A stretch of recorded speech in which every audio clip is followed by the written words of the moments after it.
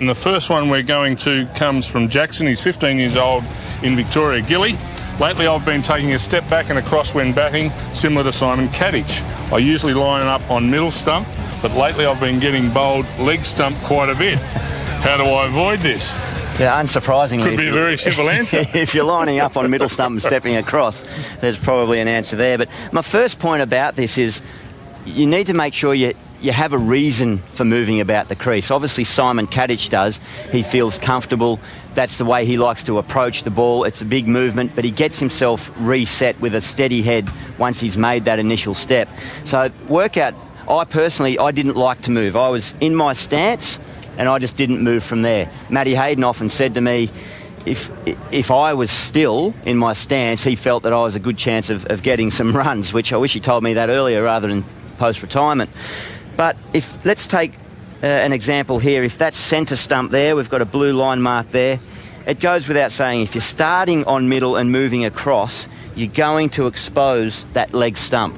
What Simon Kadich has done, he knows he wants to move, so he sets himself up just outside leg stump with his feet, his back foot, just on or outside leg stump. He walks across as the bowler's just prior to releasing the ball. So he's covering his off stump with his back leg, but he's still covering his leg stump with his front leg here. So the end result is Kadich starts with his stumps exposed, gets into position, and he's covering his stumps. So I'd suggest to anyone that's moving around, just adjust where you start as to where you're going to finish. As I say, if you're starting straight already, you're going to expose that leg stump.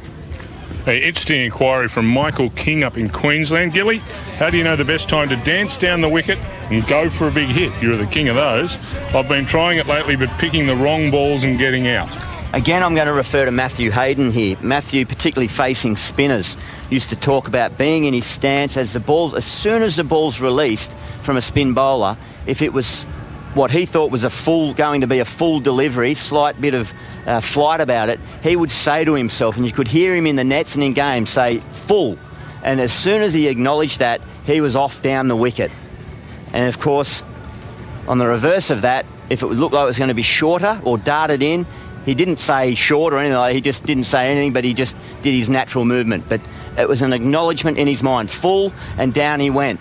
But the variation, or what I'd like to explain, is just because you've come down the wicket doesn't necessarily mean you have to go for the big shot. It is okay to be really positive. Michael Clarke does this extremely well.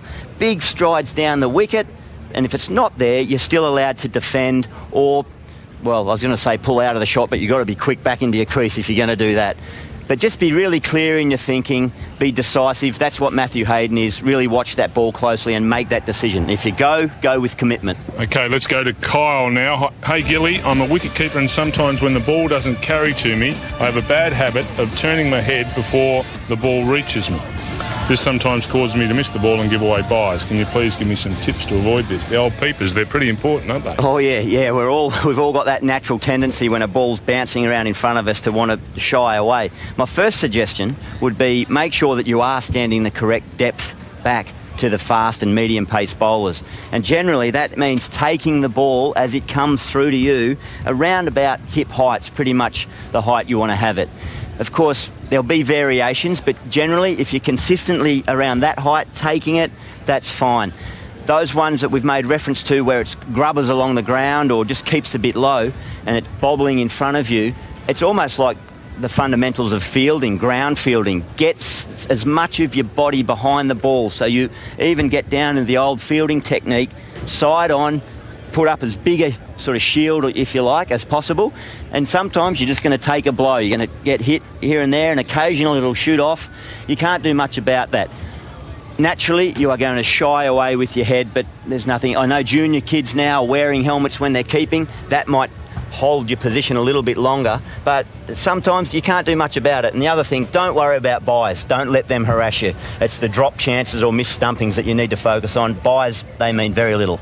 Okay, Tim Edwards has this inquiry from Queensland. G'day, Gilly, as a keeper, what's the best way to pick different types of spin from the bowler's hand? How do you know when it's going to be a wrong-un or a flipper? Did Warnie ever signal to you in some way that he was going to bowl these balls? Now, Warnie didn't signal to me or give me any indication of what was coming, but what Shane Warne did do, and did extremely well, and I was thankful for it, as did all the bowlers that I worked with early in my career, just allowed me to get in the nets behind the stumps and just watch them as much as possible. You've just got to build up a relationship, a familiarity with your bowlers to have an understanding of what's coming. So the more you can wicket keep, particularly to your spin bowlers, and just learn the variations. First of all, ask them what do they bowl, so that you don't get in a game and find out that they bowl a 110 km/h flipper that you didn't even know existed. So what are your variations? Then keep at training as much as you can to those bowlers. Don't just think that it's only on Saturday afternoon or Saturday morning for the juniors that you're going to have enough keeping to those bowlers. Get into the nets and work with them. And believe me, it's an easy sell. It's going to make their job a lot easier. It's going to end up a better result for them if you're hanging on to those catches and stumpings. It's very interesting. And if you're hanging on to those catches and stuff, you'll be a very popular. It's a much happier place.